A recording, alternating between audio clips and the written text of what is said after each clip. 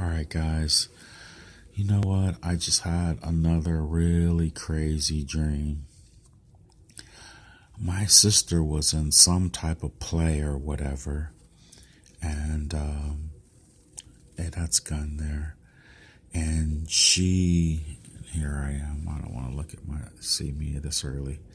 She had somehow done this play or whatever, and then they asked us what we thought of the play. And so I put down whatever I thought was on the play or whatever. And I don't know if I raved about it or maybe I was just a little brother who was, she could have done better or something like that. I don't know what I put on it, but it was really weird. But somehow she got a review, and and there was a party going on at our home, and I remember my mom coming, and she had this feel about her, that feel that like she was upset with me, and she would not look at me, and she just came in and she showed my sister the review. And then my sister, I was up on a balcony, and you can see all the people down below, and she just looked up at me like she was really angry.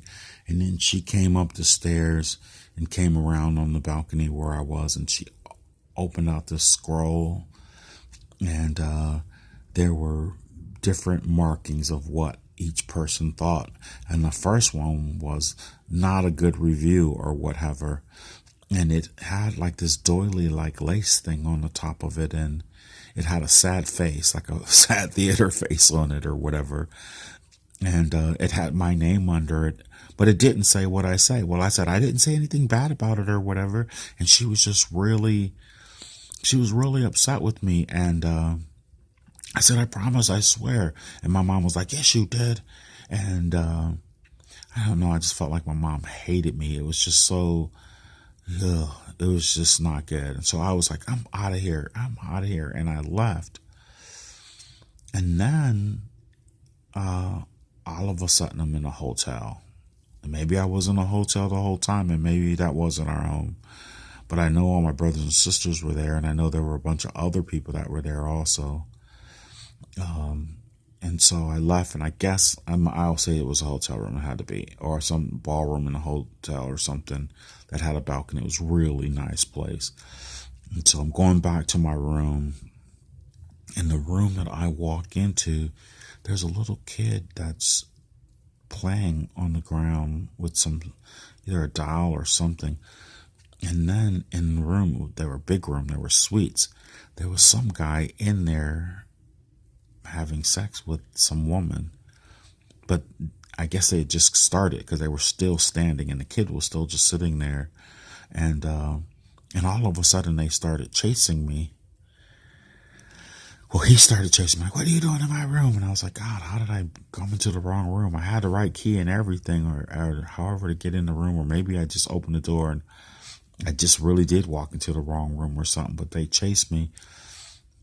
And I remember leaving that place, and then, I don't know, I think I knew who that was. I sort of felt like I did, and I was just like, man, I'm so sick of this family. I'm so sick of all this stuff, and I'm going to go back to where we used to live. And now, you know how dreams are. All of a sudden, I'm back where we used to live, and I was it was like a little tea party or something in the afternoon or what have you, and I walked up, and there was this really cool little tree, and a few of them were standing up under the tree, and it was right next to the patio, and the patio had like a fence around it, or like a really nice iron gate, and they were sort of leaning up against that, and we were in the yard though. Someone handed me a shot, and I know they were smoking a joint, and so. But the yard was big, and it just looked really private. And I know no one could see me or could see us or whatever. I didn't think anyone could see us. But then all of a sudden, here come the police, or here comes. They didn't have like police cars. They were almost like the Men in Black. And they came, and before you know it, the scene shifted, and we were inside some type of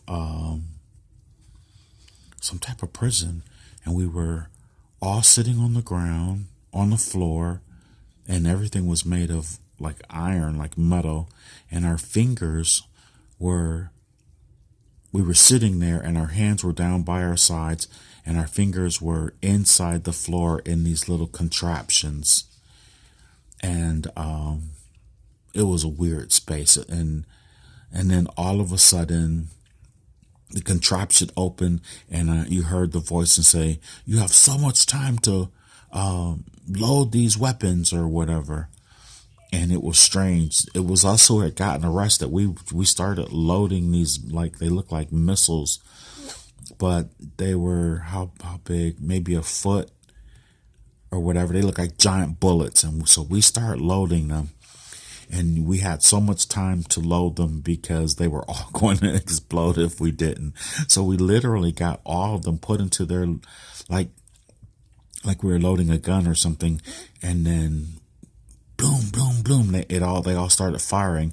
And then as soon as they started exploding, the whole room shifted, and all of a sudden there was just water. We were on some type of ship. It was crazy. It was crazy. And I knew we were a prisoner, and I felt like we were going to die in that place. It was so strange, so strange. And then I woke up.